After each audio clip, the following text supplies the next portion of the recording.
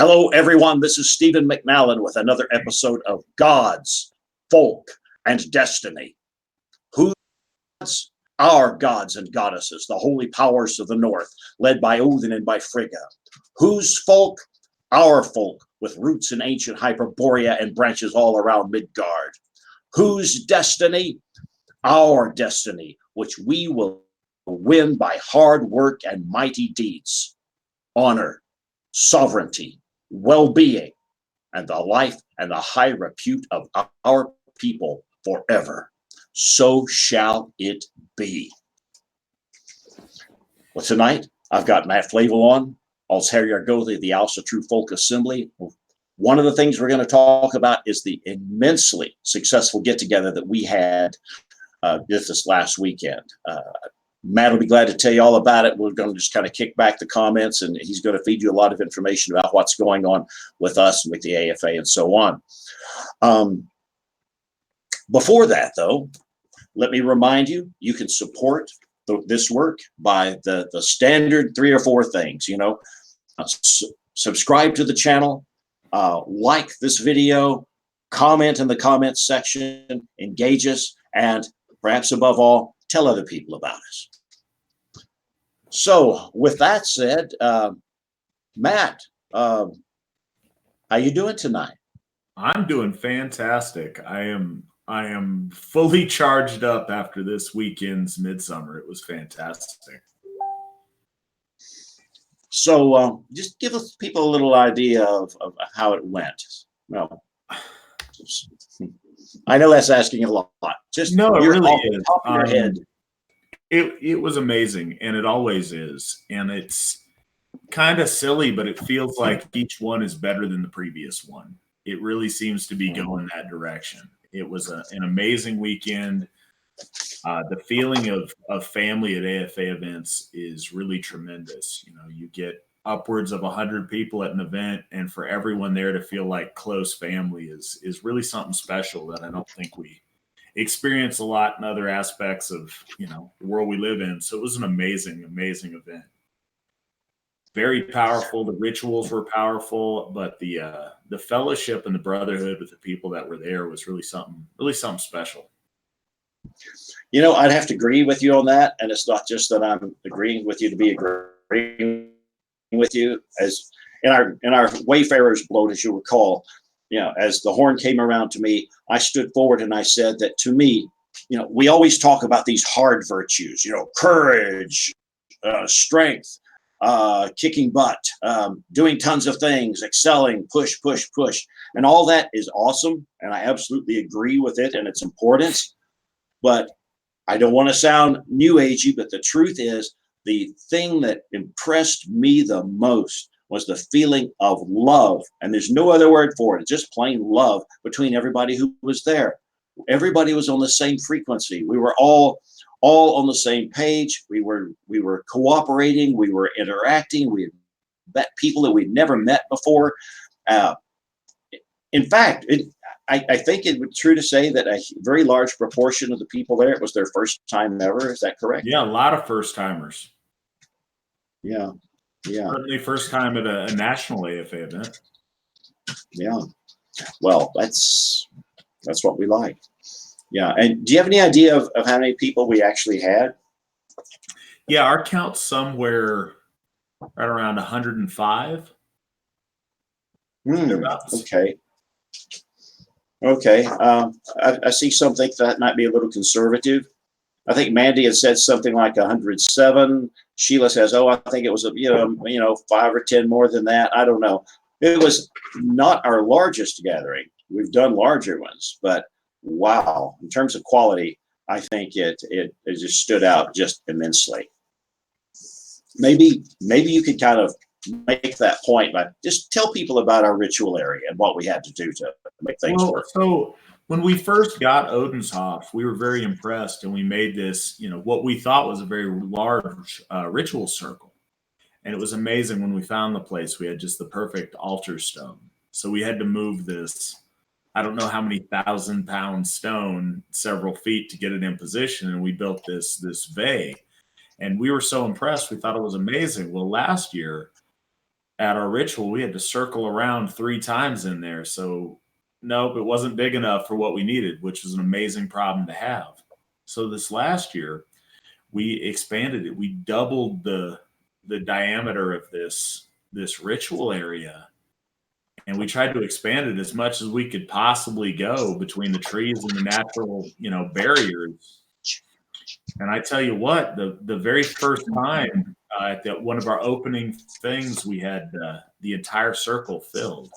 By the time it was our major bloat on Saturday, we had to do almost 2 rings in there. So it doesn't seem like we can expand the ritual area big enough or fast enough to accommodate all the people who are coming to our events, which, like I say, it's an amazing problem for us to have.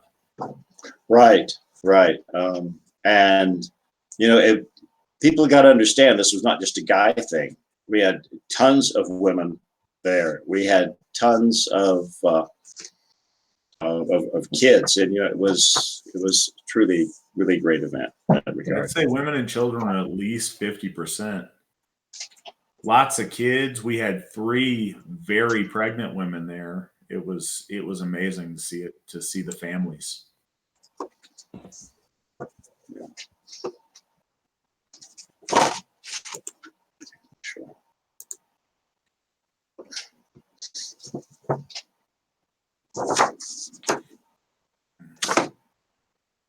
Big Dave, could you step in a sec?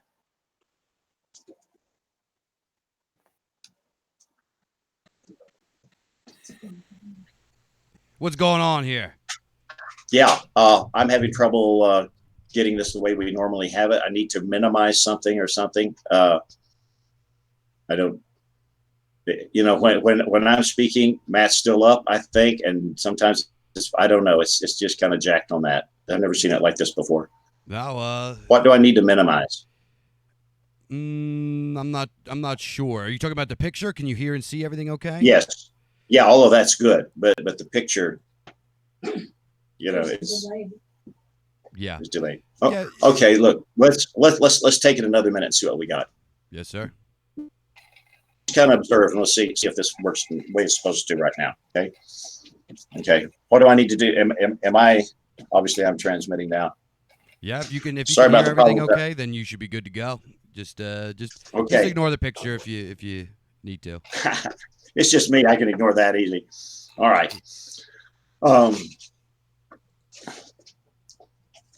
We had the women's bloat, which is not unusual. They do that a lot. That's a frequent thing, almost a regular thing at large AFA events.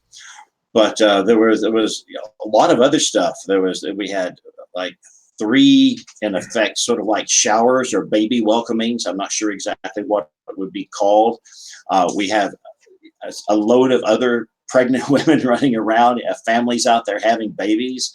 We had, as I pointed out, tons of women, and it's just all, it's not a guy game like it was, say, 20, 30 years ago. Maybe it was to some extent. We've grown beyond that. We are a real community now. Men, women, children, young, old, the whole multi-generational thing.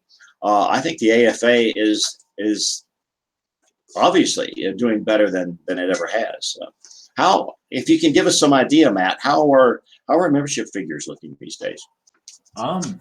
Well, I've been keeping track really strenuously since I became All Terrier Gothie, and since that day we're up about 54%, almost 55% membership, which is quite a bit of growth.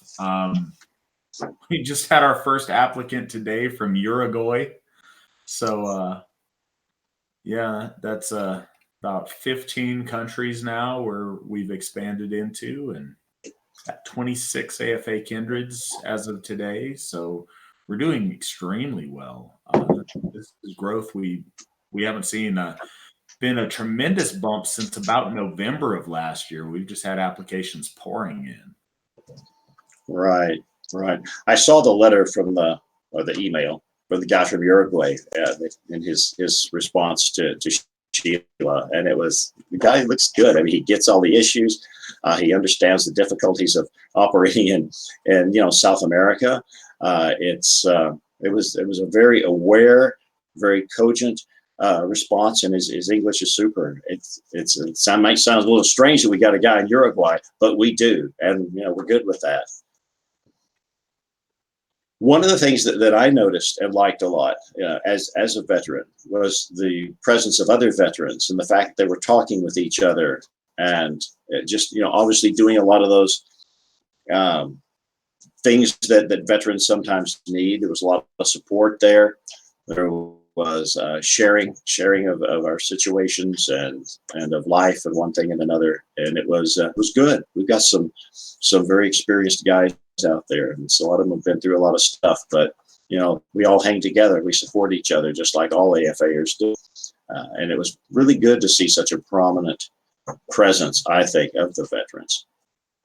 Well, I've as someone who's never served, I can only view it from the outside, but I've seen a lot of our young men who've been through the deployments that we've had in our recent history come back very damaged and have really difficult lives dealing with some of the things they've seen, some of the things they've been through. And I think it's really a blessing in the AFA that we're able to have some context for it, or an opportunity for those folks to get something that they need spiritually that seems to help them in dealing with situations they've been in, and in sharing that camaraderie, like you mentioned, with other guys that have been there and seen those things. So I'm very glad that that's helpful to those that it helps. And, I can only hope we continue to do that and do better for those guys. Yeah, certainly. How's our Gothar problem? Program. Excuse me. It's not a problem. Okay, but nope, I know it's doing well. I know it's doing well. I just wanted to give you a chance to say so. No, it's going fantastic. It's a slow build, but that's kind of on purpose. We don't ordain a lot of Gothar or a lot of them at once, and the reason for it is it's such an important thing. It's easy to get a folk builder up and running because having a point of contact is very essential, but it's not the same as having a priest or a priestess to our holy gods, and that's a much higher standard. And I'm proud to say the class that we have from last year going through is absolutely amazing. It's about a 2-year program, so they're not quite ripe yet, but the class coming in looks very promising as well. It's going fantastic, and I think it's got, from what I hear by applicants, it seems to have a good reputation and people place a lot of value in it. And I'm glad to see that, because it's something internally we certainly value a great deal. These people put a lot of time, a lot of study, but what we also do with it beyond just the study is they have to do practical application. They're mentored by someone to where it's not just about knowledge of the lore or knowledge of how to do rituals. There's practical counseling of our members. There's dealing with them when they have hardship in their lives. And that's really something we've emphasized and our Gothar excel at by the time they graduate and are ordained. I can speak from experience, not as someone who's gone through that course, because I never went through it, but I see Sheila working on hers, and it's a very intensive program. It's not here, quick, check off the list and read a couple of books and answer a couple of questions.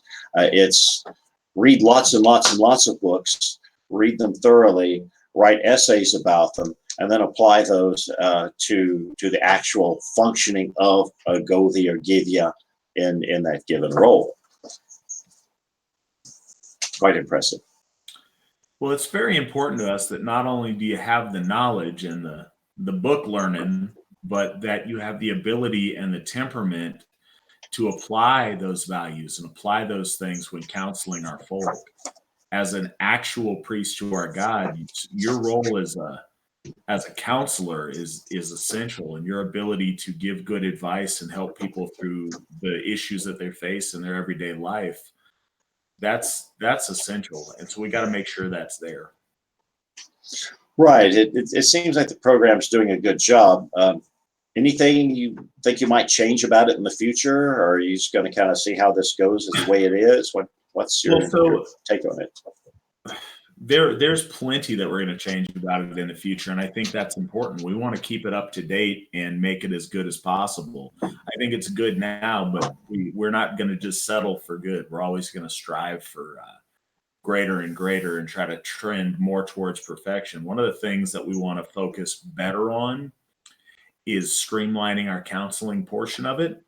We have a lot of practical, anecdotal counseling, but we'd like to get a little bit more clinical in how we deal with some counseling situations. We really want to always professionalize that so that we can provide the best counsel to our people, no matter what their circumstance. I think we're always working to improve our reading list to get the most up to date, the most valuable, and the most comprehensive readings that we can.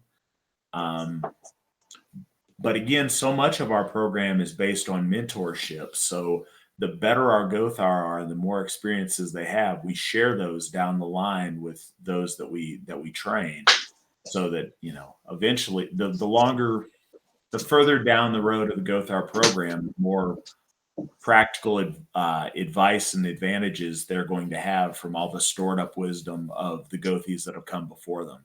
So we're really focusing a lot on that mentorship aspect. Mm-hmm. I see.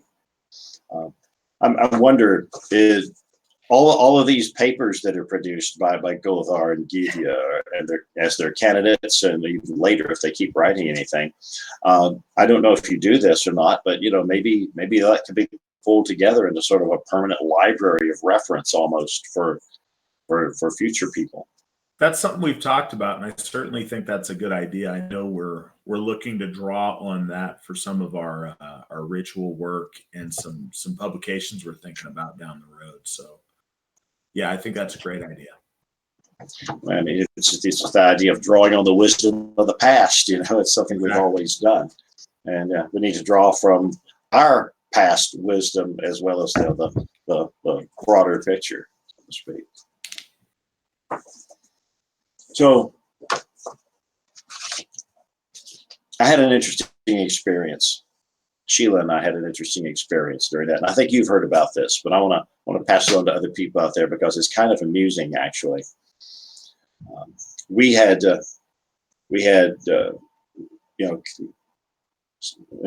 crashed at our place overnight, came back in the next morning. We're driving the last bit to Brownsville. We go past this one little store, and we see a guy trudging up an incline, up the hill, out towards Collins Lake, trying to get up there, obviously back to a vehicle that had run out of gas or whatever, you know. So I went past him, and I thought, no, I can't let that guy do that, because there's nothing else in sight. There's no vehicle up there 300 yards or anything. I thought, this guy's going to be doing some walking. So I made a U-turn, went back. Yeah, picked him up. He was thankful for the ride, and we're driving back up the hill to where he needed to go. And you know, Sheila was talking with him back and forth. You know, are you from around here and so forth. And I won't get her words exact, but I sort of reasonable facsimile thereof. And he says, "Yeah." I says, "Yeah, I'm from Brownsville. I live up that way." And so Sheila says, "Well, we're with the Odenshoff Church up there, and we do the food distribution program monthly." And he says, yeah, I'm aware of that. And he says, I heard you guys last night, and sounded like you guys are having a really great time. and we laughed, and I said, yeah, we were doing really, really well. And I said, and I hope we didn't disturb anybody or anything like that.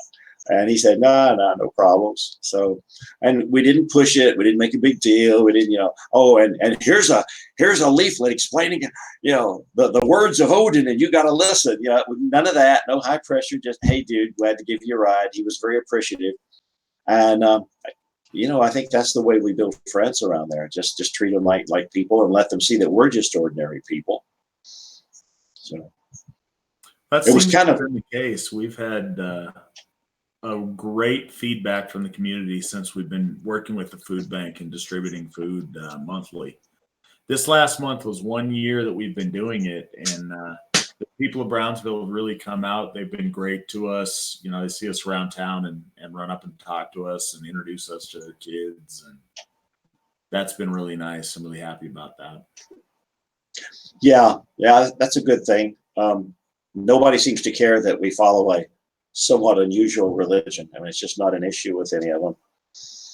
They've really got a problem up there, as you know, because their grocery store, grocery and everything else store and gas station, all of that burned down. And so they have no actual grocery store up there. There's a few little, vendors basically that you can find on the side maybe, and that's about it. And a few local restaurants, and that's good. But who wants to eat at the restaurant all the time, even if it's a really good one and a really cheap one? So I think we bring something to that community. It'd be interesting. Maybe we ought to go down and wander around their little growers market that they've got there, something like that, and just, again, no pressure, just kind of pass through, buy a few things, buy a few things at the Hoff, take them back, and make that part of our meal plan. I don't know, something like that. Just anything we can do to kind of keep tight with those folks, because they seem like okay people. They're just definitely down on their luck. It's a very poor community. Yeah, the vast majority of people we've met in Brownsville have been great people. They've just been really, like you say, really down on their luck, and losing that gas station / store that they had is a big problem, because they have a really hard time with transportation. A lot of the time, you'll see them rolling 4 deep up to the Hoff in a vehicle held together by duct tape, and I think they have a lot of trouble going into Marysville or anywhere else to do their shopping. Yeah, they're really dependent on anything we can do, I think. And my motivation in that is not at all just completely self-centered. It's not, oh, what can we do to make the AFA look better? How can we win hearts and minds, as the old Vietnam era saying was.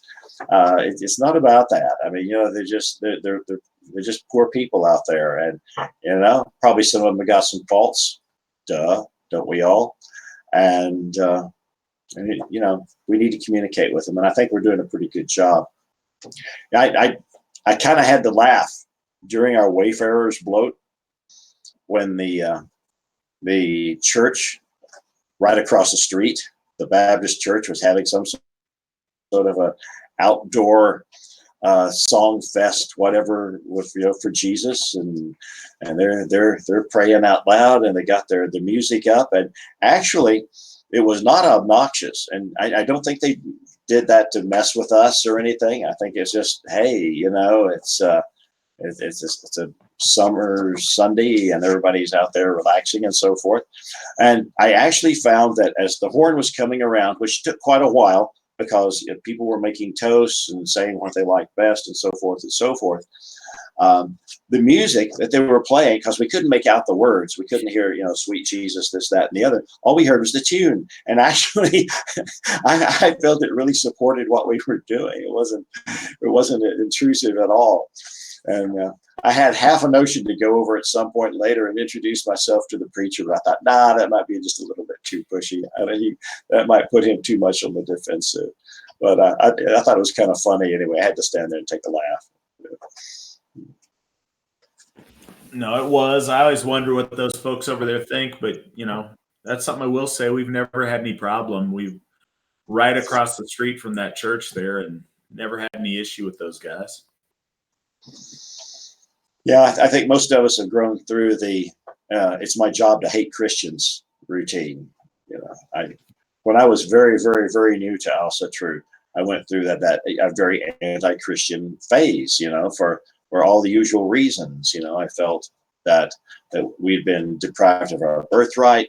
I felt that we were, in fact, it's the simple historical fact, that we were converted, but by fire and sword in many cases, and by deceit in the cases where it wasn't by fire and sword. So I mean, it's hard in some ways just to forget all of that, but I think that anyone who's been in Alsa True for a while, they say, okay, that's enough. I can't do that anymore. I don't hate Christians. My relatives my mom and dad were Christians, and I love them and I honor them. They don't understand me on this. We disagree, but it's not what horrible things can I do for Christians? And I could see situations where we would reach out a hand to them just in friendship. We got to keep it positive, keep moving onward. Well, that's one thing that I've noticed that I really like is less and less are people turning to Oustertrue as a reaction against something else, and very often they're turning to it as a positive action, something that they want to do, not something they're trying to run from, but something they're excited to come to. And that's been a really nice change I've seen. Yeah. We're kind of getting just to the conversational part here. I've run through the things I specifically wanted to get some hit on, some input. Mm-hmm. How long have you been doing this, Matt?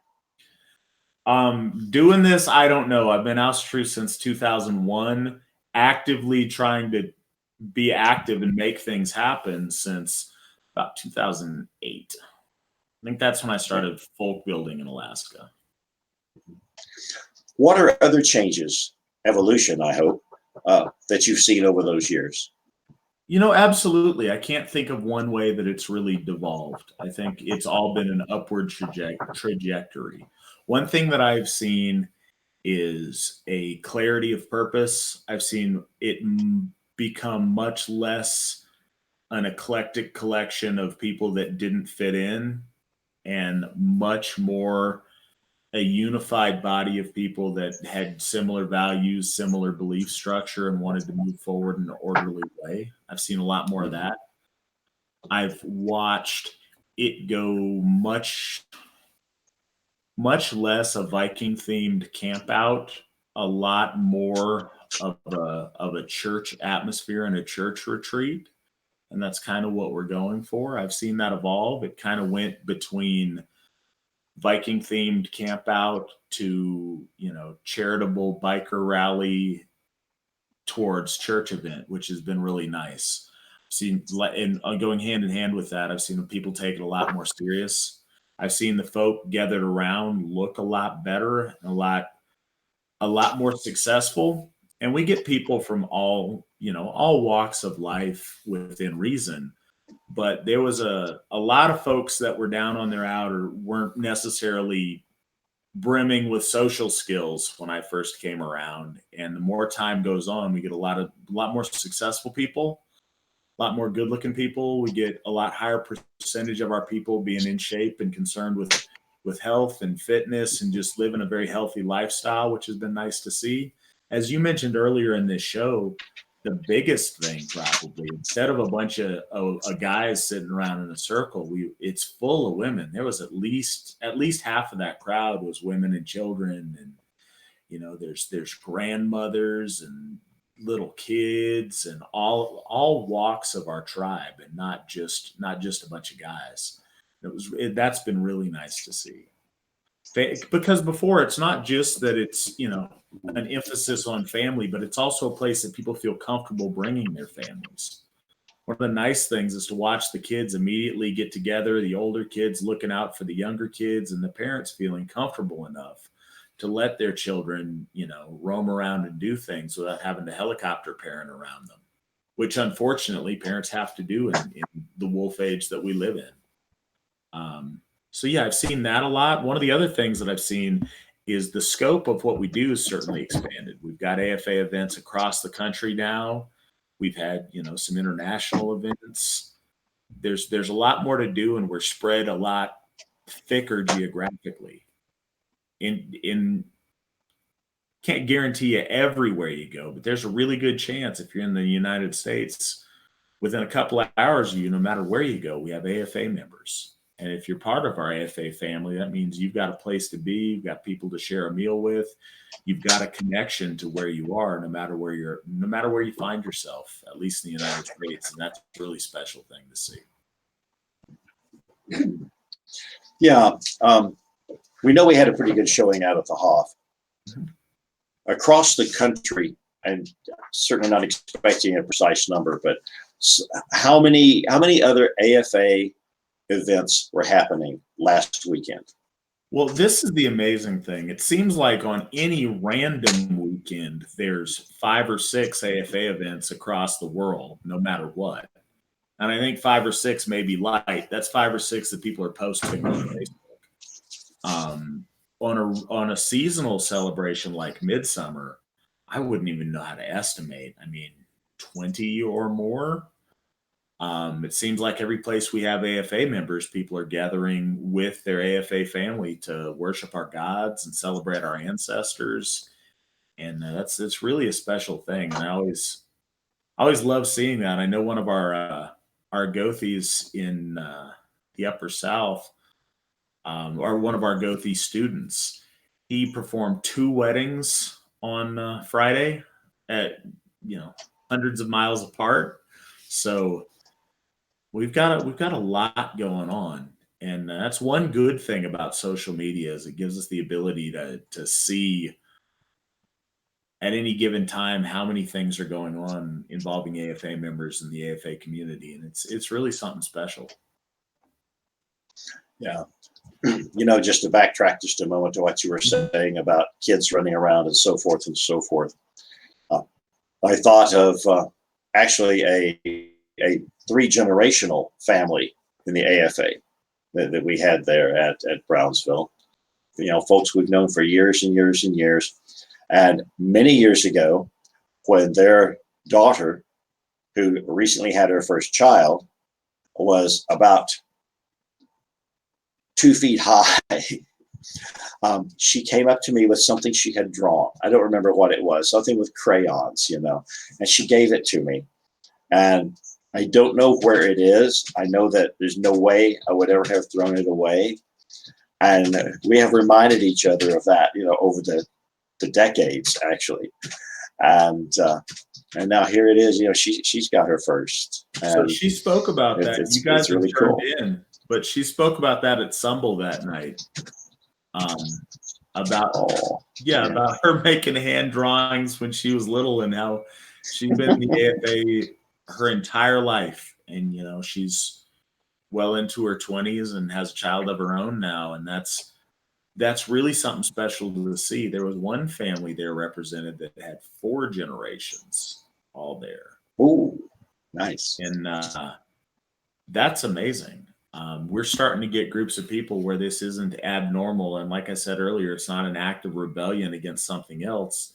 It's their faith that they've been born into, that they've been raised around.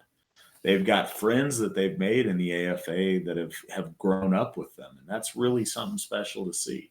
Mm-hmm. It's really been interesting to watch those kids grow and develop into young men and women over the years I've been involved, and see that the AFA has been a part of their life during that. And that's really meaningful.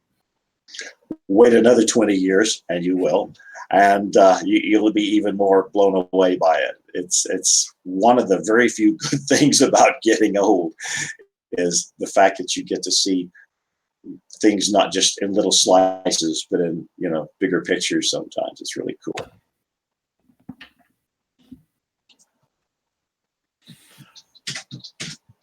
Yeah, I've noticed that. I 38 years old, so I'll be 38 next month, but I'm not an old man by any means. But I have had the privilege of being around in Aussertruden in the AFA for a long enough time that I've been able to see the trends, and I've been able to see the scope of how things have developed. And it's amazing to see how far we've come. And it's going to be amazing to see where we go in the coming years.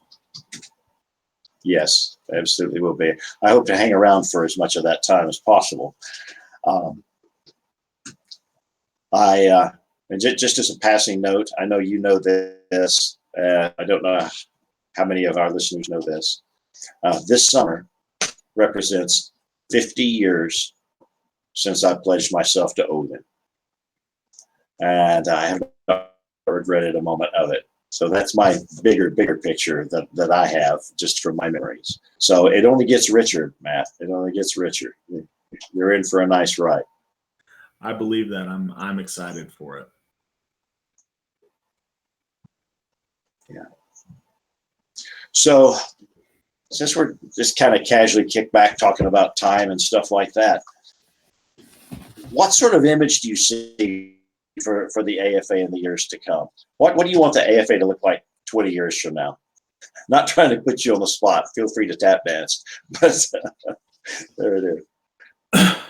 Well, it's hard to forecast an exact, where it'll be in 20 years, but I would like to see Hoffs every place that we have a thriving AFA community. And I think it's one of those, when you get a Hoff, people come to it, but you can't really build a Hoff until people, or establish a Hoff until people are there. So there's a synergy there, but I'd like to see, certainly a Hoff in every state.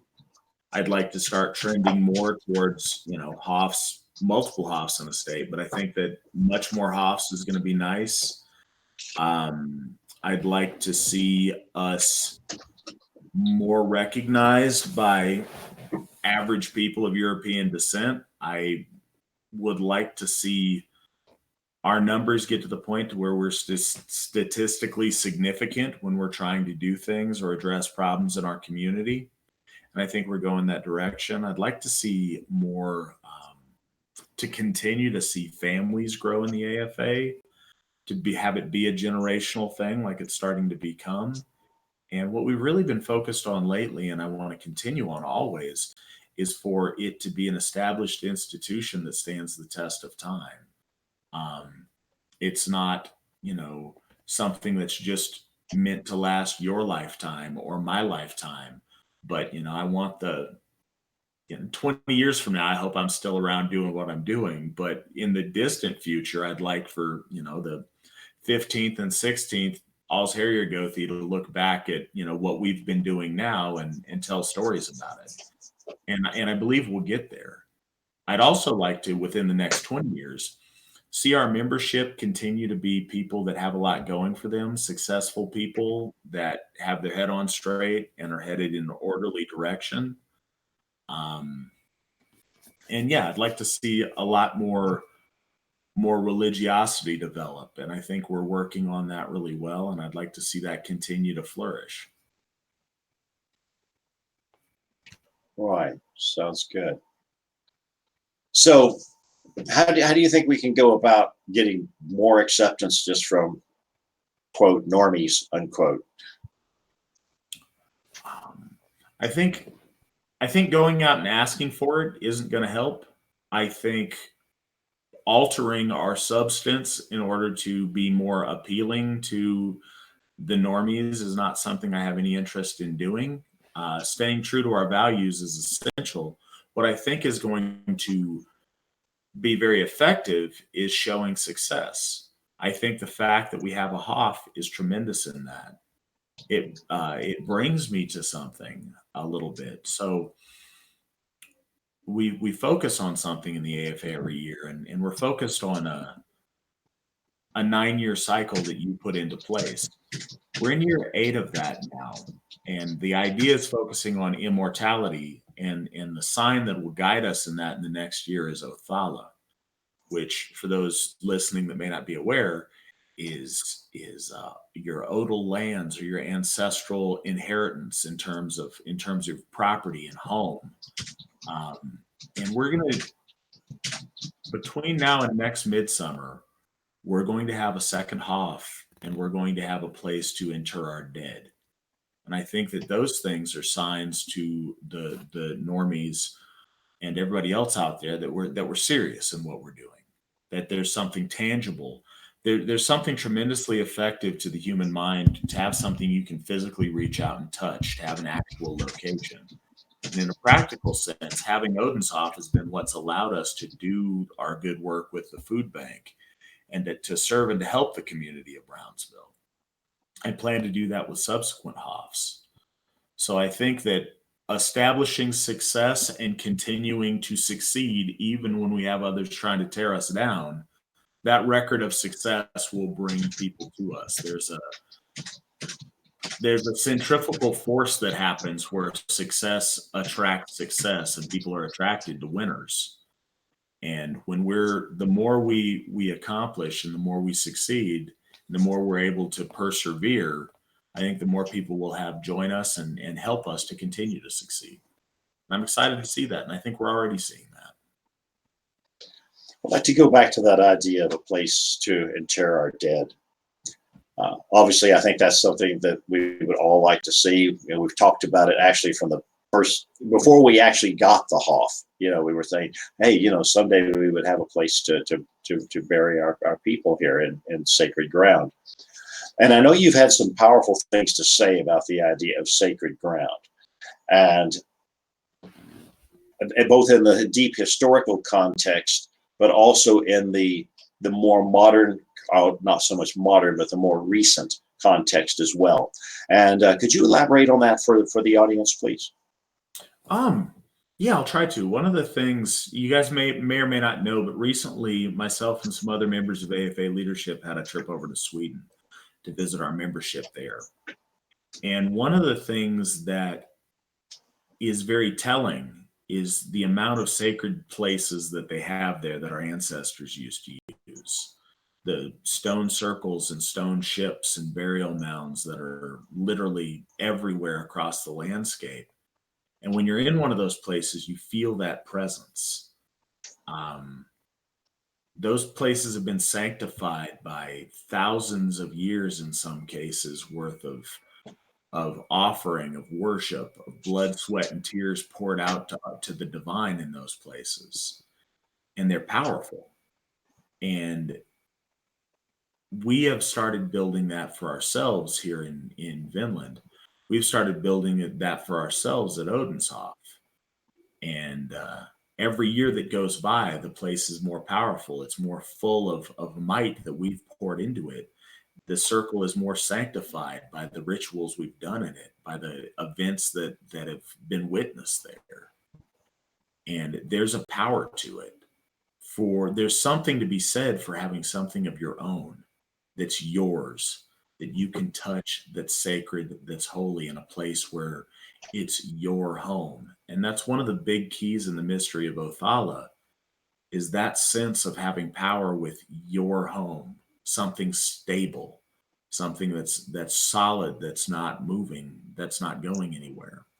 And interring your dead in a sacred space imbues it with power, and it connects forever those departed with that place, with the activities that you do there. And imagining the power of a spot to where our loved ones that have passed walk that ground and are there with us in a very physical sense, and are there with our descendants in a very physical sense, to commune with them when we do ritual, to commune with them when we celebrate our holy days, is powerful beyond words. And it was essential to our ancestors. It's been essential to our folk that practice any form of religiosity up to this day. And it's something that it's long since time that we have for ourselves. And we will have that within the next year. Outstanding and well said. I endorse every word that you've just said completely. That feeling of power in a place is very important, and it's something that we can experience. I remember many years ago when I was like in my 20s, stationed in Europe. I'd gone to Denmark, and there's a very, very interesting graveyard, Viking age graveyard there, at a place called Lindholmhøje, if I'm saying it approximately right. And I was there on kind of a cloudy day, and there were stone burials of all sizes there. Some of them were quite small and just little ovals. Some were circular. One or two even looked, I think, were triangular, as I recall. But all of them, there from the heart of the Viking age, had that sense of power, of permanence, of the idea that this energy doesn't just go away. This particular, whether it's a soul component or something less organized, but whatever it is that produces this effect is very real, very powerful. And it's surprising how quickly we can start building that up. I mean, more is better, longer is better. but it doesn't take long to get it started. And I sense that at the Hoff. I sense that in the circle, and I think everybody else does as well. Well, it's something. It's self-serving for me to say. It's really easy for me to have wishful thinking on it, but it's something that I've noticed increasingly every time we have people who are there for the first time. They remark on the power that they feel there, and that I think that's very meaningful. That means a lot to me when I hear that from somebody who hasn't been a member long and doesn't have any particular connection to that place, and that's the first time they're there, and they feel that, and hopefully that continues to increase. And not hopefully, that will continue to increase, and it is continuing to increase. And I think that sensation that we experience under those circumstances is a two-way street. Yes, we are influenced by the landscape in a way, because that landscape has been imbued by power. But at the same time, some of that power comes back to us and exposes us to good vibrations, and in the best sense, to a higher level of being, a higher level of functioning, a higher level of concern. So it's very much an exchange of energies rather than just experiencing something sitting there radiating like a warm fire or something. It's a two-way thing where we are affected by that. It is affected by us as well. Well, I think that's true, and I think when you asked me how I was doing at the opening of the show, I'm so supercharged from that midsummer. I think in large part to that energy. Both the energy that we generated there with the blessings that we asked for our gods to pour out on us at the event, but also with the 4 years now of energy that place has had of its own. Making contact with that affects you, and it affects who you are. Ausatru is not a philosophy or a way of thinking or a course of study. It's a fundamental alignment of your being with what's natural and what's holy. And I think that when you're in places of power, the more might, the mightier your Hamenya is built during these rituals and in these sacred environments, the more that brings you home, the more that connects you with those who've gone before. It connects you up and down the tree. Right. And that reciprocity, that idea of giving something and getting something, we find it throughout Ausatru, of course. We find that in the very structure of a bloat. A bloat is yebo, it's the exchange of gifts. It's sumbel, we're pulling things out of the well of the past. We're pulling memories of ancestors, out of heroes, of gods, out of the past or out of the presence in the case of the gods, and we are interacting with that, but we also are affected by that interaction. It's always a two-way street. It's as basic as, I don't know, thermodynamics or something. It's just as real as it is. What I think is tremendously magical about it is when done in a sacred context, that communion is worth more than its separate parts.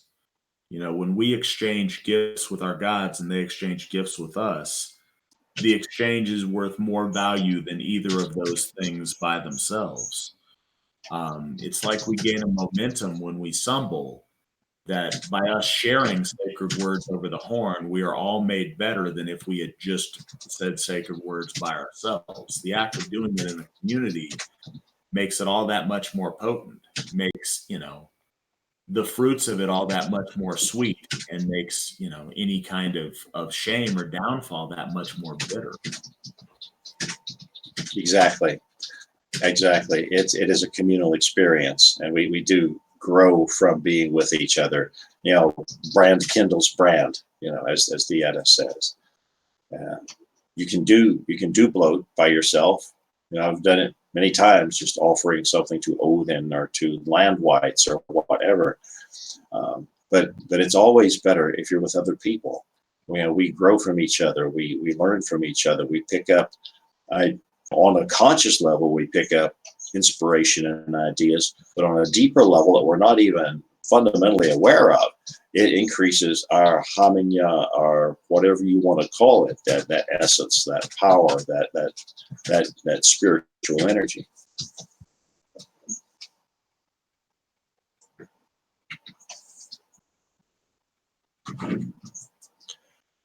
So, we started off talking about midsummer and events and numbers of people and things like that. And that's all fine. We needed to do that. But I really like the way that this has devolved into something, not devolved, evolved into something more general, more spiritual, more significant in so many ways. Do you have any other particular comments you'd like to make about either anything we've said so far, or just state of the world, or whatever? Well, one of the things that with the idea of Othala and the idea of immortality, that the AFA is really devoting ourselves to. We know the general state of the world isn't what we would like. But what we're trying to do is build our own golden age within our folk, within our family, within our faith, within the AFA. I don't think that, there's nobody knows the perfect plan to fix everything in the world we don't like. But what we do know is some plans to fix some things in some context. What we've got immediate access to is our AFA family, our church, our relation to one another, our kindreds, and our relation to our gods. And in doing that, we build a little beachhead of golden age beauty in a world that's sometimes very ugly. And that's what we're focusing on. And the more we keep our heads positive about the beautiful things we're building within the AFA, the more it strengthens us to deal with whatever else comes. Good, bad, or otherwise, we're building something beautiful and special in the Astru Folk Assembly. And we refuse to let that be dimmed by anyone on the outside, or, anybody on the internet that says nasty things we don't like. At the end of the day, we're redoubling our efforts to build what we're building, to succeed. And we're stacking success upon success. And that's how you ascend, is by standing atop a mountain of successes that you put there piece by piece by piece by piece. And that's what we're working on doing within the AFA. I'm not hearing the hate, Matt. What's the matter? There's supposed to be some hate and some negativity and crap like that in there. The internet tells me there is, but I don't see it. I can't find it. I think your comments that the weekend was characterized by love is very accurate. And you're not the first person that said that. At AFA events, people weep around the horn talking about how much they love everybody. And, I don't know where the hate's happening. That's hiding off in the bushes somewhere. I can't find it, because we're too busy loving ourselves and our gods and our AFA family. And that's what we're spending our time doing. Yeah, I know that's what it is. There's a lot of people out there that either don't know that or won't admit that. I think one of the most important videos I've done lately is the last one that I did for Red Ice. Not the last one, but the most recent one, I'll put it that way. Which the idea of which was that Flavel is not a zero-sum game. I don't walk around with hate for other people in my heart, but I absolutely do walk around with love for my people and a determination to seek a good future for us. I think that's just the way we go. Well, it is. And I think that, any of the naysayers either haven't been to AFA events if they're claiming that they're hateful.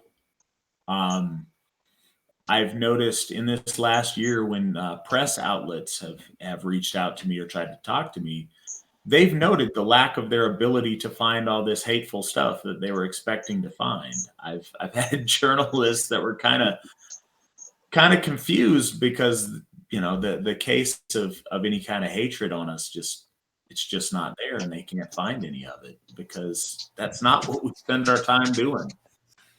Yeah. But yeah, focusing positive, always reaching up and trying to do more and greater. That served us very well so far, and it continues to do so. And it's what we're devoted to spending our time doing. We're focused on what we're trying to build, not anything we're trying to tear down. Yeah, I think that's what we've got to do. And ultimately, the truth will prevail. Just because we won't have it any other way. We will persist. We won't give in to the bait tossed before us. We won't agree with the naysayers. We're not going to do anything that would change our fundamental promotion and belief in ourselves. And that's all we're about. That's not a problem. It should not be anybody's problem. So, Matt, in conclusion, do you have anything you want to wrap up with from your end? Yeah, we're doing great things. We're trying to gear up. Like I said, we're trying to build that physical immortality for the AFA here in Midgard. If anybody wants to help us do that, it takes some resources. If you want to go to www.runestone.org and donate to our effort to establish the second Hof, it would be much appreciated. If you're not an AFA member and you're hearing what we have to say and you like the sounds of it, also www.runestone.org. Go there, reach out to your local folk builder. You can find out what we're about, and you can be part of the things we're trying to do. That's where we're going. That's where we're headed. We're also looking forward to next year, starting in January, the AFA will be celebrating the 25th anniversary of the Aspen Folk Assembly. That's pretty significant. We're all very excited about it. And so that's something to look forward to in the coming year. And like I said, we've got big things we're trying to do. We would love to have all you guys join us. We'd love to have all you guys helping out. And we're going to make big things happen. All right. Super. Well, hang around and let's get Big Dave on here just for a minute. And I want to ask Dave Martell, our gracious producer for tonight, how did his midsummer go? My midsummer was actually really special, believe it or not. It was very small. My kindred, the Penfolk kindred, unfortunately, most of our members had obligations. Unfortunately, one of our members was having some health issues. The other two of the other ones were tied up with work, so they couldn't take off and come with us on we do a camping trip every year. This year we did something a little bit different because everybody's kind of a little bit strapped for cash. So instead of doing this big extravagant trip, we decided to go with. Hang on one second here. I got my videos kind of off the side and weird. Fix that. But what we decided to do was we went down. I've a member of my family has connections to actually a Native American reservation, and they have some property down there, and they invited us to come down and camp. And we said, well, can we come down for midsummer? And they said, absolutely. You guys could practice however you want and do stuff and come down camp and just enjoy yourselves and stuff like that. And what started out as just kind of a convenient place to go camping ended up being a really deep kind of spiritual lesson for me. And the reason, this kind of ties into exactly what you guys were talking about with the odal, or the permaculture, or whatever you want to call it, our spiritual connection to the land.